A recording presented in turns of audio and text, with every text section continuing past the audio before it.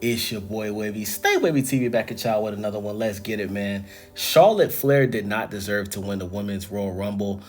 She was out of the ring for a year due to some type of injury that she had. But even leading up to the Royal Rumble, she didn't appear at no episodes of Monday Night Raw on Netflix, Monday Night Raw in general, all 2024. She didn't show up to any episodes of SmackDown leading up to the Royal Rumble. How is it that she was able to be out of the ring for a whole fucking year and then she just pops up, does these weak ass Ric Flair chops, which wasn't even connecting? Did y'all see that shit? Bruh, she was in the Royal Rumble doing the Ric Flair chops and the chops weren't even connecting, bruh. Those little chop slaps that Ric Flair does that she was doing trying to be like her daddy, a lot of those slaps wasn't even touching the woman's chest, bro.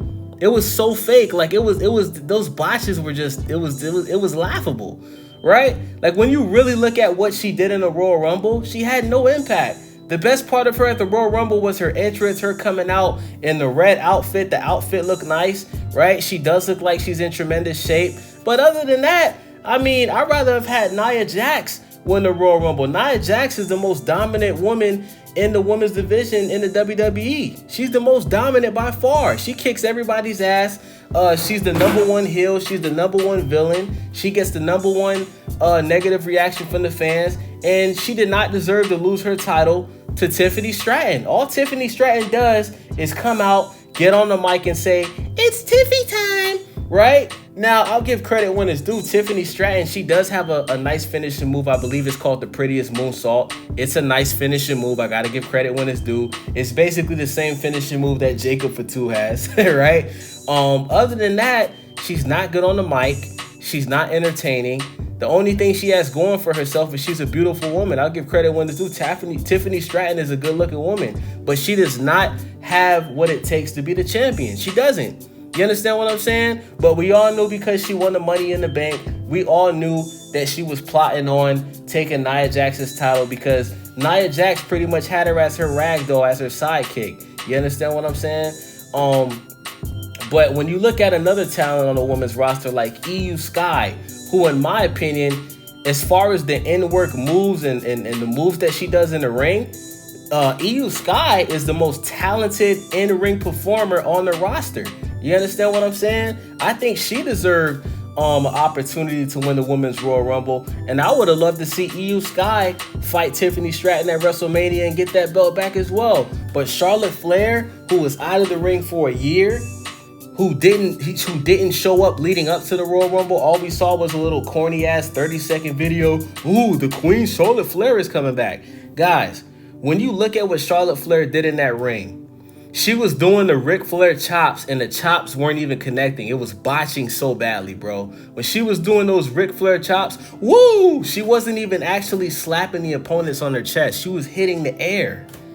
It was disgusting. She was hitting the air. She showed absolutely no dominance in that Royal Rumble ring. She didn't perform any moves that was impressive. And let's be honest, the only reason why she won the Royal Rumble is because she's Ric Flair's daughter. Let's just call it what it is. And we already know the relationship that Triple H has with Ric Flair. They was all in a group at one point in time where it was Ric Flair, Triple H, Batista, Randy Orton, and Shawn. We already know this. We already know. You understand what I'm saying? This was pure nepotism at its finest.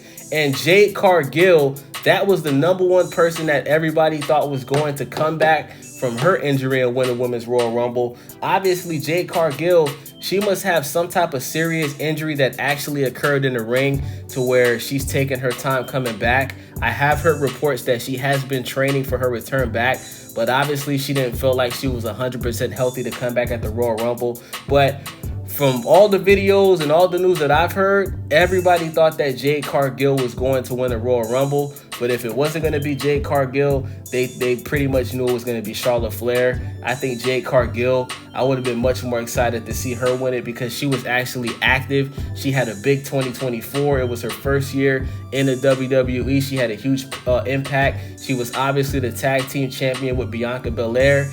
And her in-ring moves is incredible. She's extremely athletic, just as athletic as Rhea Ripley is.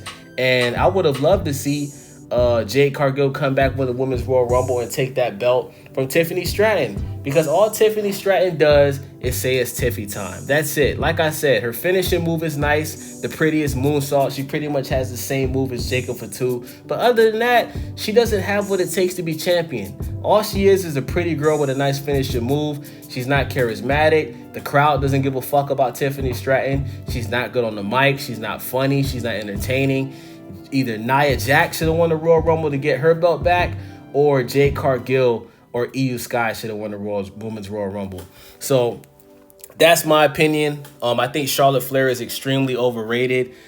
People keep talking about, oh, she just divorced Andre. Who gives a fuck? What does that have to do with wrestling? Who cares about her getting a divorce? At the end of the day, she was out of the ring the whole 2024, and it's not fair that she was able to not wrestle for a whole fucking year, come back to the Royal Rumble, do these fake ass botchy Ric Flair chops trying to be like her daddy. The chops, like I said, the chops wasn't even connecting. She wasn't even actually slapping the bitch's chest. She was slapping the air.